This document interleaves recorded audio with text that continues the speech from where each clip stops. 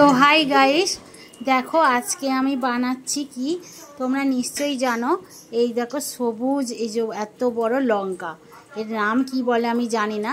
তো এর মধ্যে আমি আলু দিয়ে, তারপর টমেটো, আলু, মশলা দিয়েছি, জিরে গুঁড়ো, হলুদ গুঁড়ো, লঙ্কা গুঁড়ো, লঙ্কা কুচিয়ে দিয়েছি, সর্ষের তেল, পরিমাণ মতো লবণ দিয়ে এইভাবে এই জিনিসটাকে ভরেছি। এবার ভরার পর এই যে বেসন দিয়ে আমি ওটাকে মাখিয়ে নিয়ে দেখো এই যে কড়াই এইভাবে ভাজছি, দেখতে পেয়েছো তোমরা, এইভাবে ভাজছি। তো বেসন দেখো আমি এইভাবে মাখাবো, তোমাদেরকে দেখিয়ে দিচ্ছি। দেখো বেসনটা আমি কিভাবে দিচ্ছি, দেখো দেখো বেসনটা পুরো এইটাকে পুরো ভরাট করে দেবো দেখো। আর গ্যাসের ফ্লেমটা পুরো লোতে করে দিয়েছি, একদম খুব কম পাওয়ারটা দিয়েছি যাতে না কোনো অসুবিধা হয়।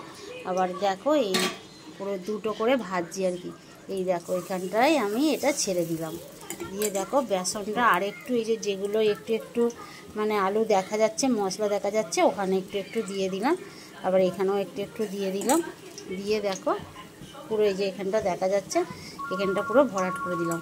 এবার গ্যাসের ফ্লেমটা একটু বাড়িয়ে দেবো, দিলেই আমার এটা হয়ে যাবে। দেখো গ্যাসের ফ্লেমটা বাড়িয়ে দিলাম, দেখো এটা আমার ভাজা চলছে। তো এটা আমি প্রথমে দিয়েছিলাম না, যেটা আমি প্রথমে দিয়েছিলাম দেখো সেটা, আর এটা আমি এক্ষুনি দিলাম যেটা প্রথমে দিয়েছিলাম সেটা আমি একটু উল্টে দেবো।